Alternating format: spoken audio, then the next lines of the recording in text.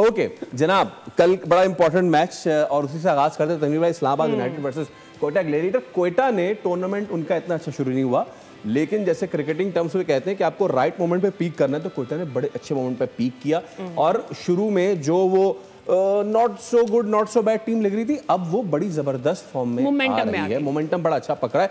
दूसरी जानिब इस्लामाबाद यूनाइटेड, शुरू में उनका टेक ऑफ, फिर उनका आया थोड़ा स्लाइड डाउन और उसके बाद उन्होंने फिर कल प्रूफ किया कि दे आर गुड टीम।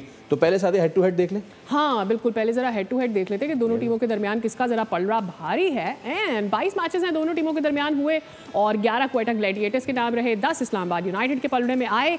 लेकिन अगर हम बात कर लेते हैं फर्स्ट बैट करते हुए तो इस्लामाबाद का पलड़ा भारी रहा एंड सेकंड बैट करते हुए Quetta Gladiators is been doing better than Islamabad. But कल क्या होगा ये देखना जरूरी है और मेरे ख्याल में साथ ही साथ प्रेडिक्शंस भी लेते हैं और पूछ भी लेते हैं कि व्हाट एग्जैक्टली आर यू फौरन शुरू में प्रेडिक्शन। हाँ, तो थोड़ा माहौल गरमाने दें, इतनी जल्दी क्या है, थोड़ी राय आने दें। अच्छा ठीक है तनवीर भाई, ये आपकी आज की सोच थी क्या? ये कर लिया हाँ, इन्होंने आते मतलब मुझे लग रहा है इनको आज कहीं जाना है। नाज़रीन, शो शुरू हुआ, आई प्रेडिक्शन लेते हैं, अल्लाह हाफिज़। ऐसा नहीं है भाई कहीं हम आपको कहीं नहीं जाने देंगे, फवाद भाई खाना खिला देंगे जीतने। नाज़रीन, एक बार फिर अंदरूनी बातें चल रही हैं, लेकिन मैं चाहूंगा हाँ तनवीर भाई, देखिए कोयटा की जो परफॉर्मेंसेस हैं या आखिरी 3 मैच देखें तो उसमें एक ही प्लेयर क्लियर नज़र आता है, हसन नवाज, जिसने मुल्तान के खिलाफ और आखिरी 2 मैच इस्लामाबाद के खिलाफ उसने दोनों इनिंग्स में ज़बरदस्त, तीनों मैचेस में बड़ी ज़बरदस्त 100 किए, फिर 2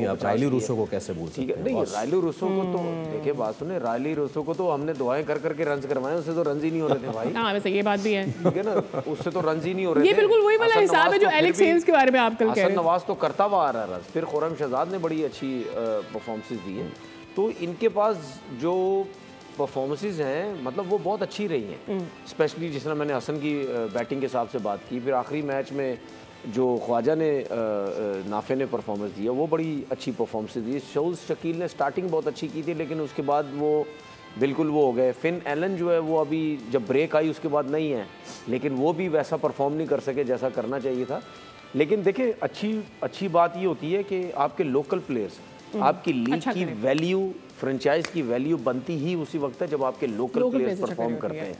जो कि एक हसन नवाज ही मुझे बैटिंग में एक नया लड़का नज़र आया है इस पूरे सीज़न 10 में, के एक लड़का नज़र आया हसन नवाज जो वाकई हर मैच में तकरीबन परफॉर्म कर रहा है। इसके अलावा तो मुझे कोई ऐसे प्लेयर नज़र नहीं आ रहे।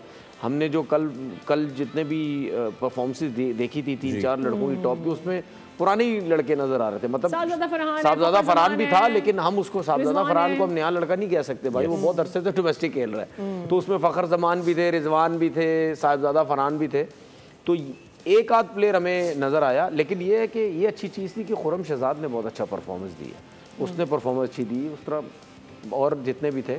लेकिन मैं ये कह सकता हूँ कि अगर मैं ये बोलूँ कि कोयटा हो या कराची हो, इन दोनों में से अभी से कह रहा हूँ किसी एक को फाइनल जीतना चाहिए।